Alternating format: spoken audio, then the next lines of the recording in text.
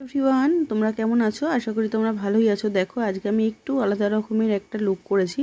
Hair স্টাইলটা আর শাড়ি ড্র্যাপিংটা একটু আলাদা রকমের রয়েছে। এটা একটা রিসেপশন লুক করা যেতে পারে। তো দেখো, এর একটা ছোট্ট করে কিভাবে করেছি তোমাদের বলে দিচ্ছি। যে আমি একটা ফার্স্টে রিকর্ডের ময়শ্চারাইজার লাগিয়ে নিয়েছি। তো তোমাদের যদি ভালো লাগে তাহলে কিন্তু আমার চ্যানেলটাকে লাইক, কমেন্ট আর সাবস্ক্রাইব করে দিও। এরপর একটা অ্যাপ্লাইজার, আমি প্রাইমার হিসাবে একটা অ্যাপ্লাইজার ম্যাজিক ড্রপ লাগিয়েছি। তো ম্যাজিক ড্রপ লাগানোর পর একটুখানি 5 মিনিট মতন একটু রেখে দেওয়ার পর ওর আইব্রোটা ড্র করছি। যেহেতু ওর ন্যাচারাল, মানে আইব্রোটা ওর ন্যাচারাল, ওর কোনো সময় থ্রেডিং করেনি, তো যার জন্য একটু মোটা লাগছে, একটু অন্যরকম লাগছে। তো পরে এটা ঠিক হয়ে যাবে। তো আমি একটা আই ম্যাজিকের কনসিলার নিয়ে তো চোখটাকে ঠিকঠাক করে কনসিলিং করে নিচ্ছিলাম।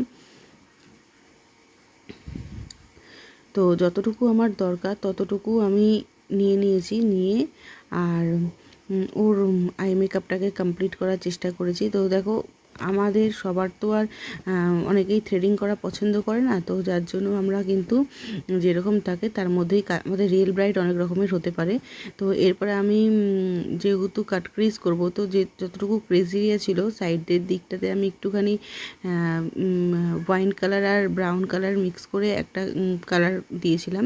তারপর আমি হাফ কাট ক্রিজ করে নিয়েছি। তো এখানে আমি জাস্ট 2-3টে রং দিয়েই করেছি। তারপর হচ্ছে একটু ব্রাশের মধ্যে আমি ফিক্সার লাগিয়ে তারপর রিনের একটা গ্লিটার ছিল সিলভার কালারের, সেই গ্লিটারটা আমি হালকা করে চোখের জাস্ট আইবলটার ওখানটাতে দিয়েছি। আর একটু সাইডে একটু ছড়িয়ে দিয়েছি, আইবলটার কাছ থেকে একটু সাইডে ছড়িয়ে দিয়েছি জাস্ট হালকা করে, বেশি কিন্তু আমি দিইনি। তো তোমাদের আই মেকআপটা কেমন লাগলো একটু জানিও। তারপরও চোখের নিচটাতে আমি একটু কালার কারেক্টার করে নিচ্ছিলাম। তো যেহেতু ওর বেশি কারেক্টিং করার দরকার পড়েনি, তো আমি হালকা অরেঞ্জ কালার দিয়ে করে আমি ফরএভারের কিন্তু প্রো ফাউন্ডেশনটা ইউজ করেছি, যেটা গরমের জন্য খুবই ভালো। তো অনেকেই কিন্তু এই ফরএভারের প্রো ফাউন্ডেশনটা ইউজ করে। তো তোমাদের কেমন লাগছে আমার এই লুকটা বা আমার এই মেকআপ তোমাদের কেমন লাগে তোমরা কিন্তু প্লিজ একটু জানিও।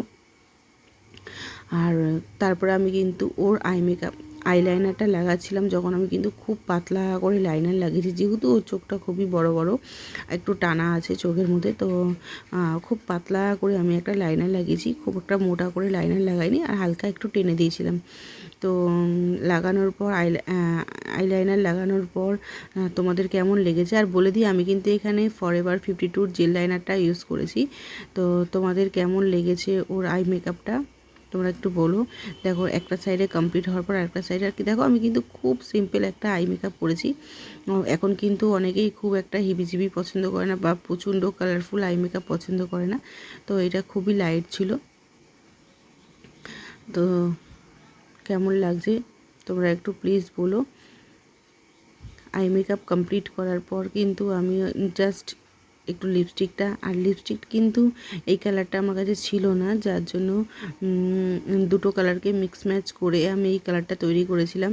তো কালারটা তোমাদের, লিপস্টিকের কালারটা তোমাদের কেমন লেগেছে একটু বলো। আমি কিন্তু এখানে একটু মেরুন টাইপের একটা লিপস্টিক আর একটুখানি নিউডকে মিক্স করে এই কালারটা করেছি।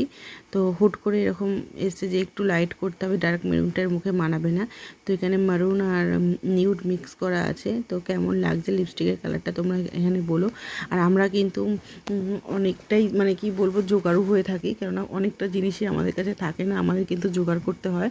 তো যখন কি হেয়ার স্টাইলটা করবো বলেছিলাম, তখন কিন্তু আমি হেয়ারের কোনো এক্সেসারিজ জোগাড় করতে পারিনি। তো আমি কিন্তু আর্টিফিশিয়াল কানের আর হচ্ছে আংটি দিয়েই কিন্তু পেছনের জিনিসটা করেছিলাম।